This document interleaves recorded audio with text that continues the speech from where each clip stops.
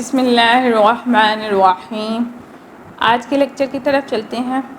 آج ہم سورہ بقرہ کی آیت 21 to 30 کا مطالعہ کریں گے۔ ان آیات میں نہ صرف اللہ سبحانہ تعالیٰ نے اپنی ربوبیت کا انٹروڈکشن کروایا ہے، بلکہ انسان کو اس کی تخلیق، ذمہ داری اور مقام بھی یاد دلایا ہے۔ تو ان آیات میں آیت نمبر 21 to 30 میں اللہ کا تعارف، آیات فطرت اور خلافت کو بیان کیا گیا ہے۔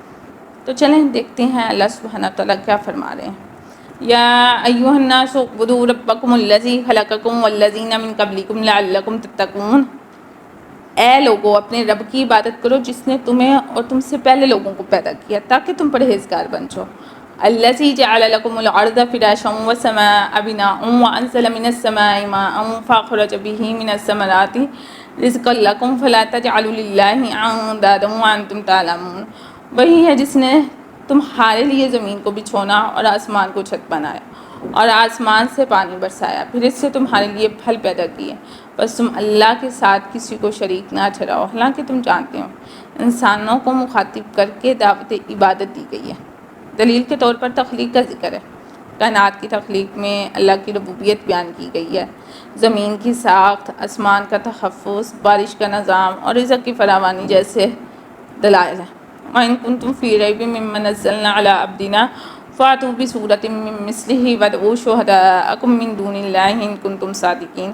اور اگر تمہیں اس کے بارے میں، اس سے مراد کلام الہی یعنی قرآن ہے، کے بارے میں شک ہے جو ہم نے اپنے بندے پر نازل کیا، بندے سے مراد اللہ کے نبی صلی اللہ علیہ وآلہ وسلم ہے، تو اس جیسی ایک سورہ لے آ اور اللہ کے سوا اپنے گواہوں یعنی مددگاروں کو بھی بلا لو اگر تم اپنی بات میں سچے ہو۔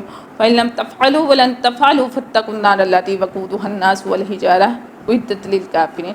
پھر اگر تم ایسا نہ کر سکو اور تم ہرگز نہ کر پاؤ گے تو اس آگ سے بچو جس کا ایندھن لوگ اور پتھر ہیں، جو کافروں کے لیے تیار کی گئی ہے۔ قرآن کے معجزاتی پہلو پر چیلنج دیا گیا کہ اگر تمہیں شک ہے تو ایک سورہ اس جیسا ہی بنا کر دکھاؤ ورنہ جہنم سے ڈر جاؤ۔ وَبَشِّرِ الَّذِينَ آمَنُوا وَعَمِلُوا الصَّالِحَاتِ أَنَّ لَهُمْ جَنَّاتٍ تَجْرِي مِن تَحْتِهَا الْأَنْهَارُ كُلَّمَا رُزِقُوا مِنْهَا مِن ثَمَرَاتٍ رِزْقًا قَالُوا هَٰذَا الَّذِي رُزِقْنَا مِن قَبْلُ وَأُوتُوا بِهِ مُتَشَابِهًا وَلَهُمْ فِيهَا أَزْوَاجٌ مُّطَهَّرَةٌ وَهُمْ فِيهَا خَالِدُونَ۔ اللہ سبحانہ وتعالیٰ فرما رہے ہیں، اے نبی خوشخبری دے دیجیے ان لوگوں کو جو ایمان لائے اور نیک عمل کیے کہ ان کے لیے باغات ہیں جن کے نیچے نہریں بہتی ہیں۔ جب کبھی انہیں وہاں سے کوئی پھل کھانے کے لیے دیا جائے گا بطور رزق تو وہ کہیں گے یہ تو وہی ہے جو ہمیں پہلے بھی دیا گیا، یعنی کہ دنیا میں، حالانکہ انہیں مشابہ ظاہری طور پر وہ رنگ یا شکل کے طور پر وہ پھل دنیا کے پھلوں سے ملتے جلتے ہوں گے، لیکن ذائقے میں مختلف ہوں گے اور ان کے لیے وہاں پاکیزہ بیویاں ہوں گی اور وہ ان باغات میں ہمیشہ رہیں گے۔ یعنی ایمان والوں اور عمل والوں کے لیے خوشخبری ہے، ان کے لیے باغات ہیں جن کے نتیجے میں نہریں بہتی ہیں۔ ہم نے ابھی تک آیت نمبر 21 to 25 کو پڑھا ہے۔ اس میں ہم کچھ سائنٹیفکلی پوائنٹس کو دیکھتے ہیں۔ سب سے پہلے تو اللہ تعالیٰ کہتے ہیں کہ ہم نے زمین کو بچھونا بنایا۔ آج کی سائنس کہتی ہے کہ زمین کی سطح میں موجود ایک خاص جو خم ہے، کرو ہے اور نرمی انسانی زمین کے لیے موضوع ہے، انسانی زندگی کے لیے موضوع ہے، کیونکہ یہ زمین نہ بہت سخت ہے نہ بہت نرم ہے، بالکل فرش کی طرح۔ دوسری چیز، آسمان کو چھت کہا گیا ہے ان آیات میں۔ اوزون کی لیئر، فورس آف گریوٹی اور فضا کا جو پریشر ہے زمین پر زندگی کے لیے تحفظ فراہم کرتے ہیں۔ یہ تمام چیزیں آسمان کی چھت جیسے کردار کی وضاحت کرتی ہیں۔ تھرڈ جو ان آیات میں بات کی گئی ہے وہ کی گئی ہے بارش کا نظام۔ بارش کا جو سائنٹیفکلی پروسیس ہے وہ بخارات ہے، بادل ہے، پھر بارش ہے۔ قرآن میں نزول ماء کی صورت بیان کر دی گئی ہے۔ پھر فورتھ جو ہمیں ان آیات سے پوائنٹ ملتا ہے وہ نباتات و رزق ہے۔ پانی کے ذریعے نباتات کی نشو و نما اور اس سے رزق کی فراہمی ایک ثابت شدہ حیاتاتی اور ماحولیاتی نظام ہے۔ کچھ آگے چلتے ہیں، آیت نمبر 26 کو دیکھتے ہیں۔ اللہ سبحانہ تعالیٰ کیا فرماتے ہیں؟ ان اللہ لا یستحیی ان یضرب مثلا ما بعوضۃ فما فوقها فاما الذین آمنوا فیعلمون انہ الحق من ربہم واما الذین کفروا فیقولون ماذا اراد اللہ بہذا مثلا یضل بہ کثیرا ویہدی بہ کثیرا وما یضل بہ الا الفاسقین۔ بے شک اللہ اس سے نہیں شرماتا کہ وہ کوئی مثال بیان کرے، خواہ مچھر کی ہو یا اس سے بھی بڑھ کر کسی چیز کی مثال ہو۔ بس وہ لوگ جو ایمان لائے وہ جانتے ہیں یہ حق بات ہے ان کے رب کی طرف سے، لیکن جن لوگوں نے کفر کیا تو وہ کہتے ہیں کہ اللہ نے اس مثال کے ساتھ ارادہ کیا کہ وہ بہت سے لوگوں کو گمراہ کرے یا بہت سے کو ہدایت دے، اور نہیں گمراہ ہوتے اس سے مگر نافرمان لوگ، ٹھیک ہے۔ تو اللہ اپنی بات سمجھانے کے لیے چھوٹی سے چھوٹی چیز کی بھی مثال دے سکتا ہے۔ کفار اعتراض کرتے تھے کہ مچھر جیسے حقیق کی مثال کیوں، مگر اللہ کی حکمت ہر چیز میں ہے، ٹھیک ہے۔ سائنٹیفکلی اگر ہم دیکھتے ہیں تو مچھر آج سائنس کے لیے حیرت کا باعث ہے۔ اس کی بناوٹ، حساسیت، بیماریوں کی جو ہے منتقلی اور اس کا اینٹینے کا نظام، آج ہم جانتے ہیں کہ مچھر جتنا چھوٹا ہے اتنا ہی پیچیدہ ہے۔ اس کے آگے چلتے ہیں، آیت نمبر 27 کو دیکھتے ہیں۔ الذین ینقضون عہد اللہ من بعد میثاقہ ویقطعون ما امر اللہ بہ ان یوصل ویفسدون فی الارض اولئک ھم الخاسرون، ٹھیک ہے۔ یہ ان لوگوں کے لیے ہے جو اللہ کے عہد کو توڑتے ہیں اس کے مضبوط باندھنے کے بعد، ٹھیک ہے۔ تو ایسے لوگ خسارے میں ہیں۔ عہد سے مراد وعدہ ہے اللہ کی بندگی، فطری ہدایت اور انبیاء کے ذریعے آنے والے پیغامات جنہیں انسان جھٹلا کر توڑتا ہے۔ کیف تکفرون باللہ وکنتم امواتا فاحیاکم ثم یمیتکم ثم یحییکم ثم الیہ ترجعون، تم اللہ کا انکار کیسے کرتے ہو حالانکہ تم مردہ تھے بے جان، اس نے تمہیں زندگی دی، پھر وہ تمہیں موت دے گا، پھر زندہ کرے گا اور پھر تم اسی کی طرف لوٹائے جاؤ گے۔ یہ آیت انسانی تخلیق، موت اور قیامت کے دن دوبارہ زندگی کی طرف اشارہ کرتی ہے۔ یہ عقیدہ آخرت کی بنیاد ہے، ٹھیک ہے۔ انسان کی زندگی پہلے بے جان مادہ یعنی کلے واٹر ایلیمنٹ سے بنی، پھر زندہ وجود سے بدلی، حیاتاتی ارتقاء جس کو بولا جاتا ہے، یعنی اوریجن آف لائف کی سائنس بھی اسی تسلسل کو مانتی ہے اگر بغیر روح کے اس مفہوم کو سمجھا جائے تو۔ هو الذی خلق لکم ما فی الارض جمیعا ثم استوی الی السماء فسواہن سبع سماوات وہو بکل شیء علیم، وہی ہے جس نے زمین کی تمام چیزیں تمہارے لیے پیدا کی، پھر آسمان کی طرح متوجہ ہوا اور انہیں 7 آسمانوں کی صورت میں درست کر دیا، اور وہ ہر چیز کو خوب جاننے والا ہے۔ اللہ نے زمین کی ہر شے انسان کے فائدے کے لیے پیدا کی ہے۔ 7 آسمان سے مراد آسمانی طبقات یا نظام کائنات کے مختلف آربٹس ہیں، ٹھیک ہے۔ سائنٹیفکلی اگر ہم اس کو دیکھتے ہیں تو فضا کی 7 لیئرز ہیں، ٹھیک ہے۔ 7 لیئرز ہیں، ایکسوسفیئر اور ٹروپوسفیئر سے لے کر کائناتی آفاق کے 7 درجات ہیں۔ سائنس بھی اب طبقات آسمان کو تسلیم کرتی ہے۔ وَإِذْ قَالَ رَبُّكَ لِلْمَلَائِكَةِ إِنِّي جَاعِلٌ فِي الْأَرْضِ خَلِيفَةً قَالُوا أَتَجْعَلُ فِيهَا مَن يُفْسِدُ فِيهَا وَيَسْفِكُ الدِّمَاءَ وَنَحْنُ نُسَبِّحُ بِحَمْدِكَ وَنُقَدِّسُ لَكَ قَالَ إِنِّي أَعْلَمُ مَا لَا تَعْلَمُونَ۔ اور جب تمہارے رب نے فرشتوں سے فرمایا میں زمین میں ایک خلیفہ، ایک نائب بنانے والا ہوں، تو فرشتوں نے کہا کہ تو زمین میں ایسی مخلوق پیدا کرتا ہے جو زمین میں فساد کرے، خون بہائے، اور مقصد اگر اپنی عبادت ہی ہے تو ہم تیری تسبیح تیری حمد کے ساتھ کرتے ہیں۔ اللہ نے فرمایا میں جانتا ہوں جو وہ تم نہیں جانتے۔ خلیفہ سے مراد حضرت آدم اور ان کی اولاد ہے جنہیں زمین پر اللہ کی طرف سے نمائندگی کے لیے بھیجا گیا۔ سائنٹیفکلی غور و فکر اگر ہم دیکھتے ہیں تو انسان کا شعور، اخلاقی ذمہ داری اور زمین پر تصرف رکھنے کی صلاحیت اسے دوسری مخلوقات سے نمایاں کرتی ہیں، ممتاز بناتی ہیں۔ آج کی سائنسی ترقی بھی انسان کی زمین پر خلافت کو ظاہر کرتی ہے، ٹھیک ہے۔ تو اللہ تعالیٰ نے ان 10 آیات میں فرسٹ جو 21 to 22 آیت ہے اس میں توحید کی دعوت دی ہے۔ یا ایھا الناس اعبدوا ربکم، اللہ تعالیٰ تمام انسانوں کو خطاب کرتے ہیں، صرف مسلمانوں کو نہیں، اور اپنی عبادت کی دعوت دیتے ہیں۔ کیوں؟ کیونکہ اس نے ہمیں اور ہمارے آبا کو پیدا کیا، زمین کو ہمارے لیے بچھونا بنایا، آسمان کو محفوظ چھت بنایا، بارش برسائی، اس سے پیداوار نکالی۔ سائنٹیفکلی اگر ہم دیکھتے ہیں تو زمین کی سطح زندگی کے لیے متوازن ہے۔ فضا میں اوزون لیئرز ہیں اور فورس آف گریوٹی کا جو نظام ہے اور بارش کا مکمل نظام، سب اس رب کے انتظامات ہیں جو اس نے انسان کے لیے کیے ہیں۔ اب اس میں ہمیں ایک علمی پیغام ملتا ہے، وہ یہ ہے کہ اگر سب کچھ اللہ دیتا ہے تو کیا ہم صرف اسی کی بندگی نہ کریں؟ سوچئے، یہ سوال ہے آج کے لیکچر کا۔ سیکنڈ یہ ہے کہ 23 اور 24 آیت میں قرآن کا چیلنج ہے، فاتوا بسورۃ من مثلہ، اگر تمہیں قرآن پر شک ہے تو اس جیسی کوئی ایک صورت بنا کر لاؤ۔ 1400 سال گزر گئے، کسی سے ایسا نہ ہو سکا، نہ ہو سکے گا۔ اب ہم اس میں ایک علمی نقطہ نظر کو کر دیکھتے ہیں تو قرآن نہ صرف فصاحت و بلاغت میں بے مثال ہے بلکہ اس کی پیشن گوئیاں، اس کی جو پریڈکشنز ہیں، سائنسی جو اشارات ہیں اور انسانی سائیکالوجی کی گہرائی ہے، یہ سب اس کے معجزات میں ہیں، ٹھیک ہے، اور سب اس کے معجزہ ہونے کی دلیل بھی ہیں۔ آیت نمبر 25 میں جنت کی بشارت دی گئی ہے، وَبَشِّرِ الَّذِينَ آمَنُوا، جو ایمان لائے اور نیک اعمال کیے ان کے لیے جنت ہے جس کے نیچے نہریں بہتی ہیں۔ اس میں تربیتی پیغام ہے کہ قرآن صرف تنبیہ نہیں ہے بلکہ خوشخبری بھی دیتا ہے۔ آیت نمبر 26 میں مچھر کی مثال دی گئی ہے، اِنَّ اللَّهَ لَا يَسْتَحْيِي أَن يَضْرِبَ۔ کفار مذاق کرتے تھے کہ یہ کیسا کلام ہے جو مچھر کی مثال دیتے ہیں۔ اللہ تعالیٰ فرماتے ہیں میں جو چاہوں مثال دے سکتا ہوں۔ سائنٹیفکلی اگر ہم اسے دیکھتے ہیں تو مچھر بظاہر چھوٹا ہے لیکن اس میں 100+ حساس حصے یعنی سینسیٹیو پارٹ موجود ہے۔ یہ بیماریوں کا ذریعہ بھی ہے، یعنی چھوٹا مگر اثر رکھتا ہے۔ آیت نمبر 28-30 میں ہم دیکھتے ہیں تو انسان کی تخلیق و خلافت کا ذکر ہے۔ کیف تکفرون، تم پہلے مردہ تھے، میں نے تمہیں زندہ کیا، تم مرو گے پھر میں تمہیں دوبارہ زندہ کروں گا۔ انی جاعل فی الارض خلیفہ، انسان کو زمین میں خلیفہ بنا کر بھیجا، یہ اعزاز بھی ہے اور ذمہ داری بھی ہے۔ اب ہم اس میں دیکھیں تو ہمارے لیے بہت بڑا تربیتی نقطہ نکلتا ہے کہ ہمیں زمین پر فساد نہیں کرنا بلکہ اصلاح کرنی ہے۔ ہمیں علم و عدل اور حکمت کے ساتھ انسانیت کی خدمت کرنی ہے۔ یہ آیات ہمیں اللہ کی معرفت، قرآن کی عظمت اور انسان کے مقام کا شعور دیتی ہیں۔ اگر ہم ان پر غور کریں تو ہمارا ایمان، عمل اور انداز فکر سب بدل جاتا ہے۔ آیات نمبر 21-30 میں ہمیں بہت سے سائنٹیفکلی اور سوشلی پوائنٹس ملتے ہیں۔ آیت نمبر 21 میں عبادت کا عقلی اور فطری تقاضا بیان کیا گیا۔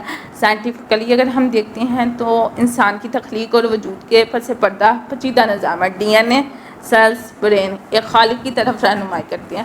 اگر ہم اسے معاشرت کے اعتبار سے دیکھتے ہیں تو تمام انسانوں کو خطاب کر کے اسلام کی عالمگیر دعوت دی گئی ہے۔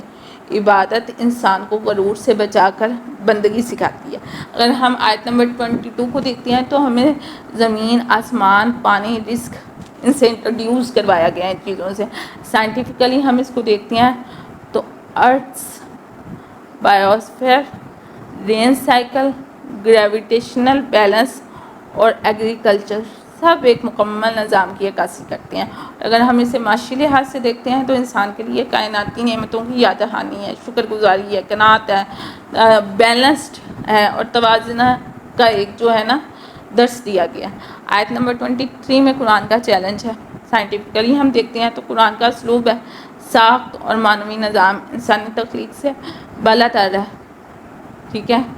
لنگوسٹک میریکلز ہیں، یہ دلیل کے ذریعے دعوت دی گئی ہے۔ اسلامی جذباتی نہیں بلکہ عقلی بنیاد پر ایمان کی دعوت ہمیں اسلام دیتا ہے۔ آیت نمبر 24 میں جہنم کے بارے میں بات کی گئی ہے۔ سائنٹیفکلی ہم دیکھتے ہیں تو پتھر اور انسان بطور ایندھن کی اقسام اور توانائی کی تبدیلی پر اشارہ کرتے ہیں۔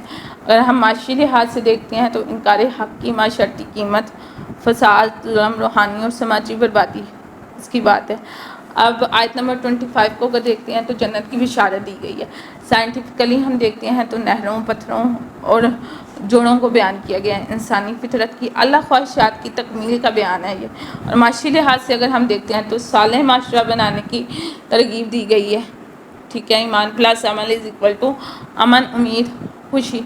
آیت نمبر 26 کو ہم دیکھتے ہیں تو مچھر کی مثال ہے۔ سائنٹیفکلی ہم دیکھتے ہیں تو مچھر کی جو جسمانی بناوٹ ہے، سینسنگ سسٹم اور حیاتیاتی نظام بہت حیرت انگیز ہے، ٹھیک۔ اور معاشی لحاظ سے اگر دیکھتے ہیں تو تعلیمی فلسفہ ہے۔ بڑی بات کو سمجھانے کے لیے چھوٹی مثال دی جا سکتی ہے اور اس میں بہت بڑا لیسن ہے کہ بظاہر حقیقی چیزوں میں بھی علم موجود ہے، بس سیکھنے کے لیے انسان کو تھوڑی عقل استعمال کرنے کی ضرورت ہے۔ آیت نمبر 27 میں عہد توڑنے کے بارے میں بات کی گئی ہے۔ سائنٹیفکلی ہم دیکھتے ہیں تو D N A level covenant with nature, انسان فطرت پر پیدا کیا گیا ہے۔ معاشی لحاظ سے، معاشرت کے لحاظ سے ہم دیکھتے ہیں تو عہد شکنی تباہی لاتی ہے۔ رشتے، وعدے، اصول، ان کی پاسداری ہی معاشرتی بنیاد ہے۔ آیت 28 کو ہم دیکھتے ہیں تو زندگی، موت اور بعث بعد الموت کا ذکر ہے۔ سائنٹیفکلی ہم دیکھتے ہیں تو جو ہے انسانی تخلیق نان لیونگ میٹر سے ہوئی ہے۔ اوریجن آف لائف تھیوری، زندگی اور موت کا سائنٹیفکلی مشاہدہ ہم دیکھتے ہیں، بایولوجیکل سائیکل بھی اس میں آتا ہے، اور معاشی طور پر ہم دیکھتے ہیں تو زندگی عارضی ہے، اخلاق، احساس، مقصد حیات کی ضرورت ہے۔ آیت نمبر 29 کو ہم دیکھتے ہیں تو زمین و آسمان کی تخلیق کی بات کی گئی ہے۔ سائنٹیفکلی ہم دیکھتے ہیں اس میں تو 7 آسمان یعنی کہ ایٹماسفیرک لیئرز، کوسمک زونز، زمین کا تمام مواد انسان کے فائدے میں ہے، واٹر، میٹلز، آکسیجن، ETC وغیرہ۔ معاشی طور پر اگر ہم دیکھتے ہیں تو انسان کا شعور تشکر ہے، سب وسائل انسان کی خدمت کے لیے ہیں اور ہر چیز انسان کی خدمت میں لگی ہوئی ہے۔ آیت نمبر 30 کو اگر ہم ڈسکس کرتے ہیں تو اس میں خلافت ارضی یعنی زمینی خلافت کی بات کی جا رہی ہے، اور سائنٹیفکلی اگر ہم اس میں دیکھتے ہیں تو انسان کے دماغی خلیے، بولنے، سیکھنے اور فیصلہ کرنے کی صلاحیتوں کو بیان کیا گیا۔ انسان خلیفہ ہے، عدل، علم، رحم اور فلاحی نظم و ضبط کا ضامن ہے، فساد سے بچاؤ، اصلاح اور تعمیر کی ذمہ داری۔ ہر آیت کا معاشرتی درس نہ صرف فکری تربیت دیتا ہے بلکہ ایک مثالی اسلامی معاشرہ تشکیل دینے کے لیے رہنمائی فراہم کرتا ہے۔ ٹھیک ہے، تو آیت نمبر 21 to 30 میں ہم سماجی اور اخلاقی طریقوں کو بھی دیکھتے ہیں۔ اب آیت نمبر 21 میں اللہ سبحانہ وتعالیٰ فرماتے ہیں یا ایھا الناس اعبدوا ربکم الذی۔ اگر ہم دیکھیں تو اللہ معاشرے کے لحاظ سے بات کر رہے ہیں، عام خطاب انسانیت سے پوری انسانیت کو پکارا گیا ہے۔ اسلام صرف مسلمانوں کے لیے نہیں ہے بلکہ پوری دنیا کے لیے رہنمائی کرتا ہے۔ سیکنڈ یہ کہ عبادت کی دعوت ہے، فرد کی شخصیت سازی میں عبادت کا کردار ہے، روحانی تزکیہ ہے، اخلاقی بلندی ہے، ذمہ داری کا احساس ہے۔ تھرڈ یہ ہے کہ تقویٰ کی بنیاد رکھی گئی ہے، معاشرتی اصلاح کی جڑ بنائی گئی ہے۔ اگر افراد متقی ہوں گے تو معاشرہ امن و عدل پر قائم ہوگا۔ آیت نمبر 22 کو اگر ہم دیکھتے ہیں تو الذی جعل لکم الارض فراشا، اب اس میں بھی 3 پوائنٹس ہیں۔ قدرتی نعمتوں کا شعور ہے، زمین و آسمان، پانی، ان کے ذکر سے انسان کو شکر گزاری سکھائی جاتی ہے۔ ماحولیاتی اخلاقیات بتائی جاتی ہیں، زمین کو بھی چھونا کہا گیا ہے، اسے صاف، محفوظ اور پائیدار رکھنا انسان کا فرض ہے۔ سماجی قناعت بھی اسی آیت میں بتائی گئی ہے کہ رزق کا ذکر انسان کو حرص اور حسد سے بچاتا ہے، معاشرتی سکون کی بنیاد بناتا ہے۔ آیت نمبر 23 کو اگر ہم دیکھتے ہیں تو وَإِن كُنتُمْ فِي رَيْبٍ مِّمَّا نَزَّلْنَا عَلَىٰ عَبْدِنَا فَأْتُوا بِسُورَةٍ مِّن مِّثْلِهِ۔ عقلی اپروچ کی بات کی گئی ہے، ایمان کو عقل اور تحقیق کے ساتھ جوڑا گیا ہے، جذباتی یا اندھی تقلید کی نفی کی گئی ہے، انکار کیا گیا۔ اس کے علاوہ اسی آیت میں اللہ تعالیٰ نے مکالمہ اور دلیل کا کلچر بتایا، یعنی ڈائلاگ کا کلچر متعارف کروایا۔ سچے معاشرے میں اختلاف کو دبایا نہیں جاتا بلکہ دلائل سے حل کیا جاتا ہے۔ تھرڈ ہم اس میں دیکھتے ہیں تو علمی مناظر ہمیں نظر آتے ہیں، اختلاف رائے کے باوجود ادب اور منطق کے ساتھ بات کرنے کا طریقہ سکھایا گیا۔ آیت نمبر 24 کو اگر ہم ڈسکس کرتے ہیں تو فَإِن لَّمْ تَفْعَلُوا وَلَن تَفْعَلُوا، اس میں بھی 3 پوائنٹس کا ذکر کیا گیا۔ انکار حق کی سزا، اگر معاشرہ حق کو جھٹلائے تو نتیجہ تباہی کی صورت میں نکلتا ہے، جیسے تاریخی قومیں تباہ ہو چکی ہیں، اگر آپ ہسٹری کو پڑھتے ہیں تو آپ کو نظر آتا ہے۔ سیکنڈ یہ ہے کہ اخلاقی نظم کا تحفظ ہے، یعنی ایمان، سچائی، عدل پر مبنی معاشرہ کی بقا پا سکتا ہے۔ تھرڈ خوف آخرت کا شعور ہے، یہ شعور فرد کو بد امنی، ظلم اور فساد سے روکتا ہے۔ آیت نمبر 25 کو ہم اگر دیکھتے ہیں تو وَبَشِّرِ الَّذِينَ آمَنُوا، کہ امید اور خوشی کا پیغام اس آیت میں دیا گیا ہے کہ معاشرہ صرف ڈرا کر نہیں، خوشخبری دے کر بھی سدھارا جا سکتا ہے۔ سیکنڈ یہ کہ نیک عمل کی ترغیب، معاشرتی سطح پر نیک عمل، حسن سلوک، عدل و خدمت جو ہے، خلق کو اہمیت دینا، یہ بہت ضروری ہے۔ ازدواجی پاکیزگی کو بھی بیان کیا گیا ہے، ازواج مطہرہ کا ذکر نکاح کے مقدس ادارے کو فروغ دیتا ہے جو ہر صحت مند معاشرے کی بنیاد ہے۔ آیت نمبر 26 کو اگر ہم ڈسکس کرتے ہیں تو ان اللہ لا یستحیی، تعلیم میں مثالوں کا استعمال کرنا بتایا گیا، بڑے تصورات کو چھوٹی چیزوں سے سمجھانا تعلیم و تربیت میں مؤثر انداز ہے۔ ٹھیک ہے، علمی سطح پر اگر ہم دیکھتے ہیں تو مچھر جیسی حقیر مخلوق سے سبق دینا علم میں تکبر نہیں ہونا چاہیے، یہ بتاتا ہے۔ ہدایت اور گمراہی کا فرق اس میں بتایا گیا، جو لوگ سمجھنا چاہیں گے وہ سمجھیں گے، دل کی نیت پر معاشرتی نتائج بھی مرتب ہوتے ہیں۔ پھر آیت نمبر 27 میں اللہ تعالیٰ فرماتے ہیں الذین ینقضون عہد اللہ، عہد و پیمان کی اہمیت کو سمجھایا گیا۔ معاہدوں، رشتوں اور وعدوں کی پاسداری معاشرتی بھروسے کی بنیاد ہے۔ فساد فی الارض سے روکا گیا، وعدہ خلافی اور قطع تعلق فساد کو جنم دیتا ہے، سوسائٹی ٹوٹ پھوٹ کا شکار ہو جاتی ہے۔ رشتوں کا تقدس اس میں سکھایا، ما امر اللہ بہ ان یوصل، کہ خاندانی، سماجی اور ذہنی روابط کو جوڑنے کا حکم دیا گیا۔ پھر آیت نمبر 28 کو اگر ہم ڈسکس کرتے ہیں تو اس میں اللہ سبحانہ تعالیٰ فرما رہے ہیں کیف تکفرون باللہ، کہ مقصد زندگی کی یاد دہانی اللہ نے کروائی ہیں۔ انسان اپنی حقیقت پہچاننے، خود بینی اور خود سنجیدگی معاشرتی شعور کو بیدار کرتی ہے۔ زندگی عارضی ہے، یہ فہم انسان کو متوازن، مہربان اور جواب دہ بناتا ہے، روحانی بیداری پیدا کرتا ہے۔ ایک بیدار فرد ہی ایک بہتر شہری اور انسان بن سکتا ہے۔ آیت نمبر 29 کو اگر ہم دیکھتے ہیں والذی خلق لکم، تو وسائل پر انسان کا حق ہے۔ وسائل کو اجتماعی فلاح کے لیے استعمال کرنا چاہیے، ذاتی مفاد پر نہیں، ٹھیک ہے۔ دوسرا یہ کہ ماحولیاتی عدل، ہر شے اللہ کی عطا ہے، اس کا غلط استعمال گناہ ہے۔ تھرڈ یہ کہ تکبر کی نفی کی گئی ہے، سب کچھ انسان کے لیے پیدا کیا گیا مگر انسان اس کا مالک نہیں ہے بلکہ خلیفہ ہے، اور خلیفہ کا مقصد چیزوں کو بٹورنا نہیں بلکہ اس کو صحیح استعمال کرنا ہوتا ہے باقیوں کے بقا کے لیے۔ آیت نمبر اگر 30 میں ہم دیکھتے ہیں تو انی جاعل فی الارض خلیفہ، انسان کی ذمہ داری ہے، ٹھیک ہے۔ اللہ تعالیٰ نے یہاں پر بیان کیا کہ خلافت پلس اختیار از اکول ٹو جواب دہی، ہر عمل پر فیصلہ، ہر تعلق میں عدل و رحم ضروری ہے۔ علم کی فضیلت کو بھی اللہ نے یہاں پہ بیان کیا ہے، انسان کا بنیادی وصف علم ہے، ٹھیک ہے۔ معاشرے کی بقا علم و تعلیم پر ہے۔ تھرڈ یہ کہ امن و عدل کا قیام ہے۔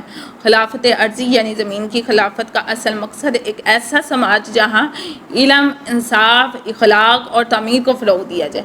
تو سورہ بقرہ آیت نمبر 21 to 30 کو ہم ڈسکس کر رہے ہیں۔ اس میں کچھ ہم سائنٹیفکلی پوائنٹس کو بھی دیکھیں گے، کیونکہ یہ پوائنٹس ایسے ہیں نہ صرف یہ قرآن کے اعجاز کو ظاہر کرتی ہیں بلکہ جدید سائنس کے ساتھ اس کی گہری ریلیشن شپ کو بھی ظاہر کرتی ہیں۔ تو چلیں ذرا سائنٹیفکلی ان آیات کا مطالعہ کرتے ہیں کہ آیا کہ سائنس اور قرآن کا کتنا گہرا تعلق ہے اور قرآن کس طرح سائنس کو انٹروڈیوس کرواتا ہے۔ اور یہ حقیقت ہے کہ سائنس کو انٹروڈیوس کروانے والی کتاب قرآن ہے۔ سائنس بہت کچھ ہے لیکن سب کچھ نہیں، قرآن بہت کچھ نہیں بلکہ سب کچھ ہے۔ آیت نمبر 21 میں اللہ سبحانہ وتعالیٰ فرماتے ہیں یا ایھا الناس اعبدوا ربکم الذی خلقکم۔ سائنٹیفکلی ہم دیکھیں تو تخلیق انسان کی بات کی جا رہی ہے۔ انسانی وجود میں ڈی این اے، کروموسوم، نروس سسٹم، کانشیسنس جیسے پیچیدہ نظام اس بات کی دلیل ہے کہ انسانی وجود حادثاتی طور پر نہیں بنا بلکہ اس کے پیچھے ایک مکمل پروسیس اور پلاننگ موجود ہے۔ اسی آیت کا سیکنڈ پوائنٹ ہم سمجھتے ہیں کہ جدید جو بایولوجی ہے اور خالق کا تصور ہے، جسم کے تمام باہمی نظام، کیلکولیٹری سسٹم ہے، ڈائجسٹو سسٹم ہے، ریسپیریٹری سسٹم ہے، ایک پیچیدہ لیکن مربوط ڈیزائن کو ظاہر کرتے ہیں جو تخلیق با مقصد کی نشاندہی کرتے ہیں۔ اگر ہم 22 آیت کو دیکھتے ہیں بریک بینی سے یا سائنٹیفکلی طور پر، تو اللہ تعالیٰ فرما رہے ہیں الذی جعل لکم الارض فراشا۔ سائنٹیفکلی زمین کی ساخت کو 3 پوائنٹس ہیں جو اللہ تعالیٰ نے ایک آیت میں بیان کی ہیں سائنٹیفکلی۔ سب سے پہلا ہے ارتھ ٹلٹ، گریوٹی، میگنیٹک فیلڈ اور پرفیکٹ ڈسٹینس فرام سن، یہ سب زندگی کے لیے موزوں ماحول فراہم کرتے ہیں۔ سیکنڈ، اسی آیت میں آسمان کو چھت کہا گیا، ایٹماسفیئر میں موجود ozone layer, cosmic shielding, light refraction, یہ سب ہمیں آؤٹر ریڈیشن سے بچاتے ہیں۔ تھرڈ، اسی آیت میں جو بات کی گئی ہے وہ بارش کے نظام کی گئی ہے، واٹر سائیکل، ایواپوریشن، قرآن کا اشارہ واضح سائنسی حقیقت کی طرف ہے، ٹھیک ہے۔ اس کے علاوہ آیت نمبر 23 کو اگر ہم سائنٹیفکلی ڈسکس کرتے ہیں تو وَإِن كُنتُمْ فِي رَيْبٍ مِّمَّا نَزَّلْنَا، قرآن کا اعجاز ہے، ٹھیک ہے۔ پریڈکٹیو سائنس لائک کیمرولوجی، ocean barriers, iron from space آج تک کسی انسانی تحریر میں نہیں دیکھی گئی۔ اور اس کے علاوہ اسی آیت میں اگر ہم دیکھیں تو ایک چیز اور سائنس ہمیں متعارف کرواتی ہے، آرٹیفیشیل انٹیلیجنس۔ آج کا یہ ہے قرآن جیسے متن سازی کرنے سے قاصر ہے، یہ وحی کی صداقت کی علامت ہے۔ پھر آیت نمبر 24 کو اگر دیکھتے ہیں تو فَإِن لَمْ تَفْعَلُوا وَلَن تَفْعَلُوا النَّاسُ وَالْحِجَارَةُ کی بھی بات کی گئی ہے۔ بعض مفسرین کے مطابق سلفورک لاوا اور کمپریسڈ کاربن، کول یا راکس فیوز ہو سکتے ہیں، جہنم کی آگ کو طاقت دینے والے عناصر ہیں۔ پھر اسی آیت میں جو پوائنٹ 2 ڈسکس کیا گیا وہ انرجی کا تصور ہے، انرجی ٹرانسفارمیشن، قرآن اس کا ذکر کر رہا ہے جو توانائی کے بنیادی ذرائع بنے ہوئے ہیں۔ پھر آیت نمبر 25 کو اگر ہم سائنٹیفکلی دیکھتے ہیں تو وَبَشِّرِ الَّذِينَ آمَنُوا، ٹھیک ہے۔ پرسیپشل سائیکالوجی کی بات کی گئی ہے، رزق متشابہ انسان کی ذہنی تسکین کا راز ہے، اور انسانی جو ذہن کی تسکین ہے وہ ویژول فیملیٹی میں ہے، جو کہ انسان کی سائیکالوجی میں اللہ تعالیٰ نے رکھی ہے۔ جنت کے مناظر اور انسانی نفسیات، ہیومن ڈیزائرز ہیں، کمپینین شپ ہے، پلیئر ہے، جنتی نعمتیں، فطری خواہشات کا تسلی بخش جواب ہے۔ آیت نمبر 26 میں اللہ سبحانہ وتعالیٰ کیا فرما رہے ہیں، ان اللہ لا یستحیی، مچھر کا نظام ہے، antenna, compound, eyes, blood detection, sensors flight system. مچھر چھوٹا مگر حیاتیاتی طور پر حیران کن مخلوق ہے. وما فوقہا اس سے بھی باریک تر چیز جیسے وائرس, ڈی این اے اور نینو پارٹیکلز جو آج مائکروسکوپ سے دریافت ہوئے ہیں, مگر قرآن نے 1400 سال پہلے اشارہ دے دیا. اگر آیت نمبر 27 کو ہم سائنٹیفکلی طور پر دیکھتے ہیں تو جیسے ڈی این اے ایک جینیاتی معاہدہ ہے, ویسے ہی انسانی فطرت میں الہی نقش ہے. علم نفسیات اور حیاتیات اس بات کی تائید ہے. نیورو ایتھیکل فریم ورک دماغ میں مورل ریزننگ کے لیے مخصوص نیورل سرکٹ ہے. وعدہ شکنی انسان شعورن کرتا ہے. آیت نمبر 28 کو سائنٹیفکلی اگر ہم ریسرچ کرتے ہیں تو موت و حیات کی سائنس کو بیان کیا گیا ہے. سیلولر ڈیتھ ہے, بایولوجیکل ڈیسی ہے, پھر اس کے بعد جو ہے بایو سائنس کلوننگ ہے. انسانی دوسرا یہ کہ انسانی شعور کی اس میں بات کی جا رہی ہے. لائف آفٹر ڈیتھ کا جو تصور ہے اس کو بات کی جو ہے نا بات کی گئی ہے. قرآن نے اسے اسی مقام میں بیان کیا ہے. وہ الذی خلق لکم آیت نمبر 29 کو اگر ہم سائنٹیفکلی دیکھتے ہیں تو اس میں سے بھی ہمیں کئی ایک چیزیں نظر آتی ہیں. زمینی وسائل یعنی ایلیمنٹ ہیں, منرلز ہیں, پلانٹس ہیں, اینیملز ہیں, سب انسانی بقا کے لیے مخصوص ترتیب میں پیدا کیے گئے ہیں. سسٹینیبل ایکو سسٹم جو ہے فوڈ چین اللہ کی تخلیق کا جز ہے. سب سماوات ہیں ممکنہ تشریعات یعنی کہ جو ہے اس میں ایٹماسفیرک لیئرز کی بات کی گئی ہے, کاسمک زونز کی بات کی گئی ہے, پیرالل یونیورسز تھیوری کی بات کی گئی ہے. آیت نمبر 30 کو ہم دیکھتے ہیں تو انی جاعل فی الارض خلیفہ. سائنسی نکات اس میں کچھ ہم اگر دیکھتے ہیں پوائنٹ دیکھتے ہیں تو لینگویج پروسیسنگ کی بات کی گئی ہے, ایبسٹریکٹ تھنکنگ کی بات کی گئی ہے, لانگ ٹرم پلاننگ کی بات کی گئی ہے. اس کی جو ہے تصدیق جو ہے ہماری نیورو سائنس کرتی ہے. تو خلافت کا جو سائنسی جو ہے نقطہ نظر ہے, انسان صرف حیاتیاتی نہیں بلکہ روحانی, اخلاقی, سوشیف, پولیٹیکل خلیفہ بھی ہے جو خود اختیار, خود نظم اور سیکھنے کی صلاحیت رکھتا ہے. ٹھیک ہے.